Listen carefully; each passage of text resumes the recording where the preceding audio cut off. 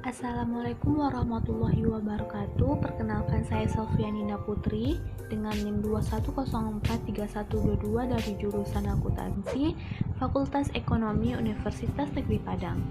Video kali ini untuk memenuhi tugas saya dari mata kuliah Hukum Bisnis dan Regulasi dengan dosen penggampu saya yaitu Bapak Dovi Septiari SE, MSc, AK. Nah, kali ini saya akan membahas materi mengenai sengketa bisnis. Baik, saya akan memulai menjelaskan definisi dari sengketa bisnis. Terdapat pada poin yang pertama, pengertian dari sengketa bisnis. Baik, saya akan menjelaskan pengertian dari sengketa bisnis. Apa itu sengketa? Sengketa disebut juga dengan dispute, yang merupakan sebuah pertentangan atau konflik. Menurut Winardi, sengketa adalah pertentangan atau konflik yang terjadi antara individu ataupun kelompok yang memiliki hubungan serta kepentingan yang sama atas objek kepemilikan, yang menimbulkan akibat hukum antara satu dengan yang lain.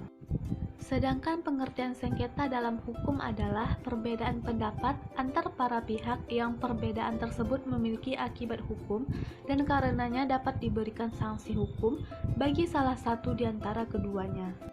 Apa itu sengketa bisnis? Sengketa bisnis adalah suatu hal yang muncul selama berlangsungnya proses transaksi yang berpusat pada ekonomi pasar. Pertumbuhan ekonomi yang pesat dan kompleks melahirkan berbagai macam bentuk kerja sama bisnis. Mengingat kegiatan bisnis yang semakin meningkat, maka tidak mungkin dihindari terjadinya sengketa di antara para pihak yang terlibat.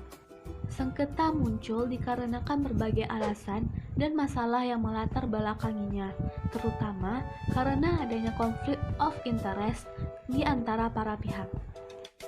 Selanjutnya pada poin yang kedua, penyebab terjadinya sengketa bisnis. Menurut Rahmadi, tahun 2011 terdapat 6 teori penyebab terjadinya sengketa di masyarakat. Yang pertama, teori hubungan masyarakat.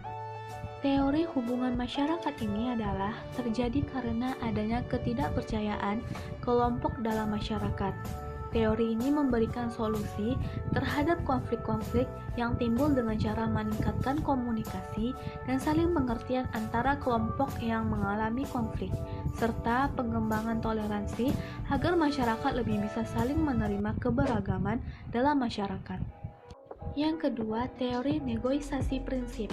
Teori negosiasi prinsip menjelaskan bahwa konflik terjadi karena adanya perbedaan di antara para pihak.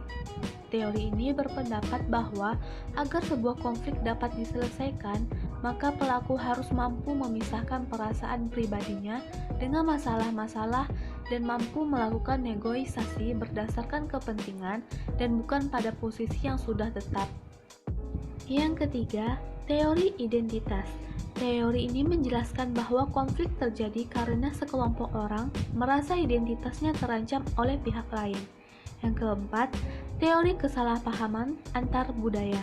Teori kesalahpahaman antar budaya ini menjelaskan bahwa konflik terjadi karena ketidakcocokan dalam berkomunikasi di antara orang-orang dari latar belakang budaya yang berbeda.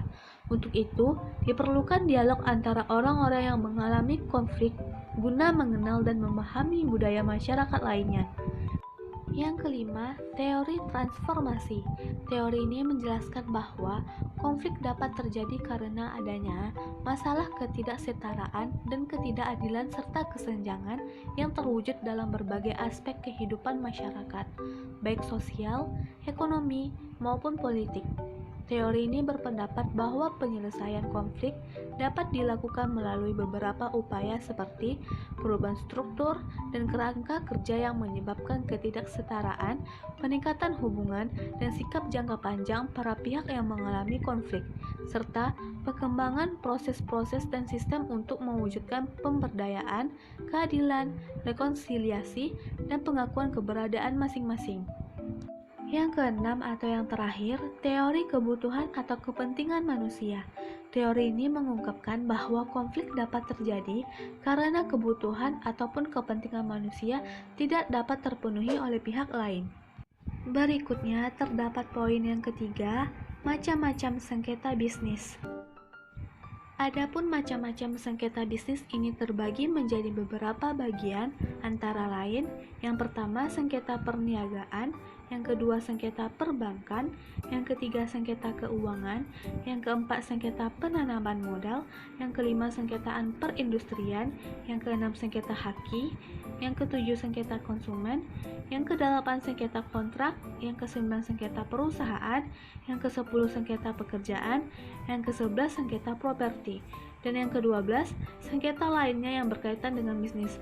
Masih banyak sengketa lain yang berkaitan dengan sengketa bisnis. Terdapat pada poin yang keempat, penyelesaian sengketa bisnis melalui proses litigasi. Penyelesaian melalui pengadilan merupakan solusi terakhir jika tidak ada alternatif lain. Lembaga pengadilan meliputi yang pertama, pengadilan umum. Pengadilan negeri berwenang memeriksa sengketa bisnis dan mempunyai karakteristik. Yang pertama, prosesnya sangat formal. Yang kedua, keputusan dibuat oleh pihak ketiga yang ditunjuk oleh negara. Yang ketiga, para pihak tidak terlibat dalam pembuatan keputusan. Yang keempat, sifat keputusan memaksa dan mengikat. Yang kelima, orientasi kepada fakta hukum. Dan yang keenam, persidangan bersifat terbuka. Pengadilan yang kedua adalah pengadilan niaga. Pengadilan niaga adalah pengadilan khusus yang berada di lingkungan pengadilan umum yang mempunyai kompetensi untuk memeriksa dan memutuskan permohonan pernyataan pilot dan penundaan kewajiban pembayaran utang atau PKPU dan sengketa haki. Pengadilan niaga mempunyai karakteristik sebagai berikut. Yang pertama, prosesnya sangat formal. Yang kedua, keputusan yang dibuat oleh pihak ketiga yang ditunjuk oleh negara. Yang ketiga, para pihak tidak terlibat dalam pembuatan keputusan. Yang keempat, sifat keputusan memaksa dan mengikat. Yang kelima, orientasi pada fakta hukum. Dan yang keenam, proses persidangan bersifat terbuka. Pada poin yang kelima atau poin yang terakhir, penyelesaian sengketa melalui penyelesaian sengketa alternatif atau ADR. Diatur melalui Undang-Undang Nomor 30 Tahun 1999 tentang arbitrase dan alternatif penyelesaian sengketa. Menurut undang-undang tersebut, lembaga penyelesaian sengketa alternatif merupakan lembaga penyelesaian sengketa atau perbedaan pendapat melalui prosedur yang disepakati oleh para pihak, yaitu penyelesaian di luar pengadilan dengan cara konsultasi, negosiasi, mediasi, konsolidasi atau penilaian ahli. Macam-macam penyelesaiannya. Yang pertama, arbitrase. Arbitrase adalah proses penyelesaian atau pemutusan sengketa oleh hakim atau para hakim yang berdasarkan persetujuan bahwa mereka akan tunduk kepada atau menaati keputusan yang diberikan oleh para hakim yang mereka pilih atau tunjuk. Yang kedua, negosiasi. Negosiasi adalah proses penyelesaian dengan cara komunikasi dua arah yang dirancang untuk mencapai kesepakatan pada saat kedua belah pihak memiliki berbagai kepentingan yang sama atau berbeda. Yang ketiga, mediasi. Mediasi adalah suatu intervensi terhadap suatu sengketa oleh pihak ketiga atau mediator yang dapat diterima, tidak berpihak dan netral serta membantu para pihak yang berselisih mencapai kesepakatan secara sukarela terhadap permasalahan yang disengketakan. Yang keempat, konsiliasi.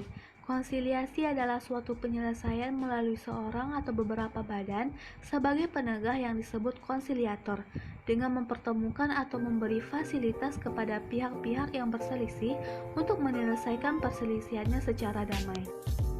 Sekian yang dapat saya sampaikan pada pembahasan kali ini mengenai sengketa bisnis.